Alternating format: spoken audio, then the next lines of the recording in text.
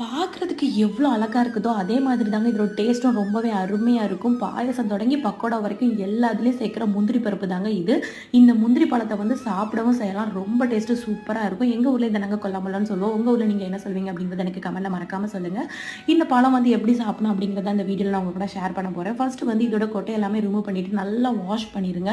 இந்த பழம் பார்க்குறதுக்கு எவ்வளோ கலர்ஃபுல்லா இருக்கோ, அதே மாதிரி இதில ஒரு சின்ன டிமெரிட் இருக்கு. இது சாப்பிட்டு முடிச்சதுக்கு அப்புறமா தொண்டை கொஞ்சம் கரகரன்னு இருக்கும். அந்த கரகரப்பு தன்மை எதுவுமே இல்லாம எப்படி சாப்பிடணும் அப்படிங்கிறத நான் சொல்ல போறேன். இதோட பாட்டத்த கட் பண்ணி ரிமூவ் பண்ணிருங்க. சின்ன சின்ன பீஸஸா கட் பண்ணி ஒரு பாத்திரத்தில சேர்த்துட்டு, 1/2 டீஸ்பூன் லெமன் ஜூஸ் சேர்த்துக்கோங்க. கூடவே கொஞ்சமா இதில கல்லுப்பு சேர்த்துட்டு நல்லா குலுக்கி விட்டுருங்க. ஒரு 20 மினிட்ஸ்க்கு இது அப்படியே வந்து ஊறட்டும். ஊறினதுக்கப்புறம் சாப்பிட்டீங்கன்னா டேஸ்ட் நல்லா சூப்பரா இருக்கும். உப்பு, லெமன் எதுவுமே சேர்க்காம ராவா சாப்பிடணும்னு நினச்சிங்கன்னா, பழம் பறிச்ச உடனே சாப்பிட்ருங்க. அப்போ கரகரப்பு தன்மை எதுவுமே இருக்காது. இந்த சீசன் டைம்ல கிடைக்கிற சீசன் ஃப்ரூட்ஸை கண்டிப்பா வந்து மிஸ் பண்ணாம சாப்பிடுங்க. இது ஏப்ரல் டைம்ல தான் அதிகமா கிடைக்கும். ஸோ கண்டிப்பா சாப்பிடுங்க. இந்த வீடியோவை நிறையவே ஷேர் பண்ணுங்க.